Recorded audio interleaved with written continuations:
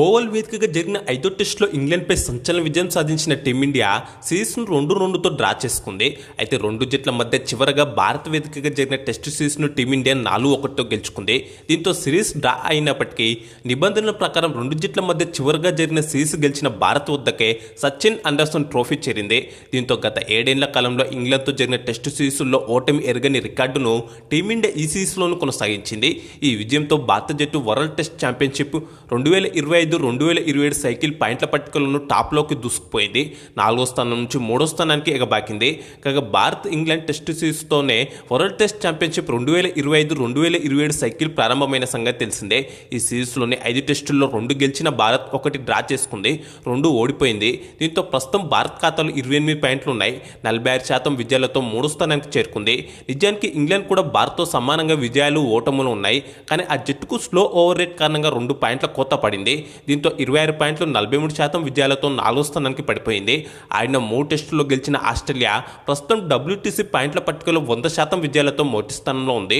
ఆడిన 2 టెస్టుల్లో 1 గెలిచి 1 డ్రా చేసుకున్న శ్రీలంక 66% విజయాలతో 2వ స్థానంలో ఉంది. ఆస్ట్రేలియా ఖాతాలో 36 పాయింట్లు, శ్రీలంక ఖాతాలో 16 పాయింట్లు ఉన్నాయి. కాగా విజయాల శాతం ఆధారంగా పాయింట్ల పట్టికలో స్థానాన్ని నిర్ణయిస్తారనే సంగతి మనకు తెలిసిందే.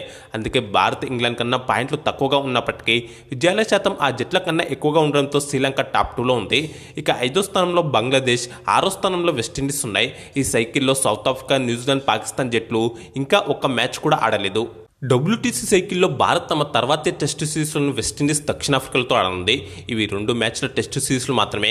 అలాగే ఇవి 2 కూడా భారత్ వేదికగానే జరిగి ఉన్నాయి. దీంతో టీమిండియా గెలిచే అవకాశాలే ఎక్కువగా ఉంటాయి. వెస్టిండీస్పై అయితే గెలుపు ఖాయమే. సౌత్ ఆఫ్రికాతోనే పోటీ ఎదుర్కానుంది. ఆ తర్వాత వచ్చే సంవత్సరంలో అంటే 2026లో భారత జట్టు శ్రీలంక, న్యూజిలాండ్లో పర్యటించనుంది. ఆయా జట్లతో 2 మ్యాచ్ల టెస్టు సిరీస్లో ఆడనుంది. ఆ తర్వాత స్వదేశంలో ఆస్ట్రేలియాతో 5 మ్యాచ్ల టెస్టు సిరీస్ ఆడనుంది. ఈ WTC సైకిల్లో టీమిండియా ఇదే చివరి సిరీస్. మొత్తంగా ఈ WTC సైకిల్లో టీమిండియా మరో 14 టెస్టు మ్యాచ్లు ఆడనుంది. అందులో విదేశాల్లో 4 మాత్రమే ఆడనుంది. స్వదేశంలోనే 10 ఆడనుంది. దీంతో ఈసారి team India world test championship final చేరే అవకాశాలు ఎక్కువగా కనిపిస్తున్నాయి. నా అంచనా ప్రకారం వెస్టిండీస్తో జరిగే 2 టెస్టులను టీమిండియానే గెలుస్తుంది. సౌత్ ఆఫ్రికాతో 2 టెస్టుల్లో కనీసం 1 గెలుస్తుంది. శ్రీలంక, న్యూజిలాండ్ జట్లతో కలిపి జరిగే 4 టెస్టుల్లో కనీసం 2 గెలవచ్చు. ఆ తర్వాత స్వదేశంలో ఆస్ట్రేలియాతో జరిగే 5 టెస్టుల్లో 3 ఖచ్చితంగా గెలుస్తుంది. ఈ లెక్కన చూసుకున్న మిగిలిన 14 మ్యాచ్లో టీమిండియా కనీసం 8 టెస్టులు గెలుస్తుంది. అలాగే 1-2 టెస్టు డ్రా కూడా కావచ్చు. ఈ లెక్కను చూసుకుంటే ఇప్పటి వరకు సాధించిన 2 విజయాలను కలుపుకుంటే టీమిండియా ఖాతాలో మొత్తం 19 మ్యాచ్ల్లో 10 విజయాలు అవుతాయి. 2-3 మ్యాచ్లు డ్రా కూడా ఉంటాయి. కాబట్టి టీమిండియా చివరకు 60% విజయాలతో ఈ WTC సైకిల్ను ముగించే అవకాశాలు ఉంటాయి. అదే జరిగితే ఈసారి భారతీయ జట్టు ఫైనల్ చేరడం పక్కానే చెప్పుకోవాలి. ఒకవేళ ఇప్పుడు నేను చెప్పినట్టుగా కాకుండా రానున్న 14 మ్యాచ్ల్లో ఎక్కువ మ్యాచ్లు ఓడిపోతే మాత్రం ఫైనల్ బెర్త్ కష్టం అవుతుంది. ఇక ఈ అంశంపై మీ అభిప్రాయాన్ని ఖచ్చితంగా కామెంట్ చేయండి. అలాగే ఈ వీడియోకు లైక్, షేర్ చేసి ఛానల్ను సబ్స్క్రైబ్ చేసుకోండి.